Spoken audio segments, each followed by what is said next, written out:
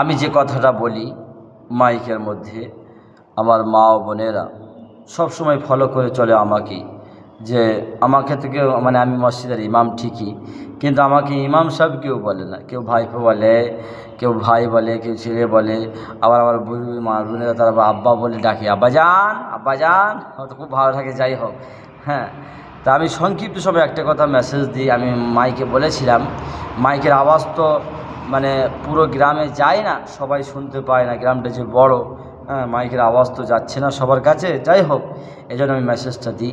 আমার মা বোনেরা, হ্যাঁ, আমরা প্রত্যেকে শুনে শুনে এসেছি, 27শে রাত হলো, 26টা রোজার দিন, 27শে রাত হলো।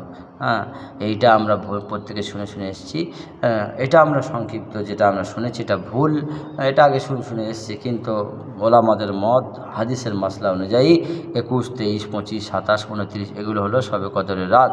লাইলাতুল কদরে খায়রুম মিন আলফি শাহর, 1000 মাস ইবাদত করলে যে সব হবে তার থেকে উত্তম রাত এইটা, একটা রাতের আমলনামা। 83 বছর 4 মাস যদি মানুষ ইবাদত করে সেই আমলনামায় একদিনে সব হবে। 83 বছর 4 মাস কিন্তু মানুষ বাঁচে না। যাই হোক, তা আমরা প্রত্যেকে এই রাতগুলো, বিজয় রাতগুলো শবে কদর তালাশ করব। আর মা বোনদের জন্য সবথেকে গুরুত্বপূর্ণ হলো এই, আমরা প্রত্যেকে নামাজ পড়ব, নফল নামাজ। হুজুর কয় রাকাত নামাজ পড়ব? 4 রাকাত, 12 রাকাত, নফলের কোনো হিসাব নাই, পড়েই চান 100 রাকাত পড়ুন, কোনো সমস্যা নেই। 100 রাকাত, 200 রাকাত পড়ুন।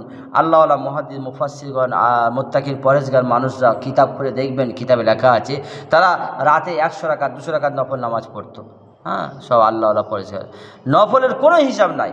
শরীর ভালো থাকলে বেশি পড়বেন, শরীর খারাপ থাকলে কম পড়বেন।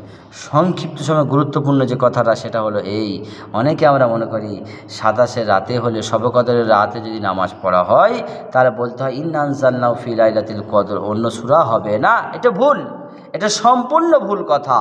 এখন আমি ধরো ইন্না আনজালনাহু সূরাটা জানি না, তাহলে কি আমি কি কদরের নামাজ না পড়ে ঘুমিয়ে পড়বো? আমার কি পড়া চলবে না? কি বলেন? কোরআনুল কারিমে আপনি যেই সূরাটা জানেন, যেটা জানেন সেটা দিয়ে পড়বেন, কোনো সমস্যা নেই, কারোর কথা শোনার দরকার নেই।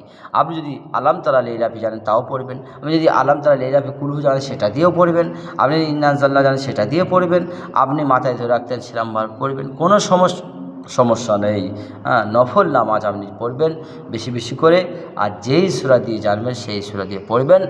খবরদার, আল ওয়াক্তু আসসাবি মিনাজ যাহাব, সময়টাকে অপচয় করবেন না। সারা পৃথিবীর মধ্যে সময় সব থেকে বড় দামি, আর সংক্ষিপ্ত কয়দিন সময় বাকি আছে। আল্লাহ জান্নাতের দরজা খুলে রেখেছেন, আকাশের দরজা খুলে রেখেছেন। আকাশের দরজা 24 ঘন্টা খোলা, আপনি শুধু কামানোর অপেক্ষায়, কামিয়ে নেন।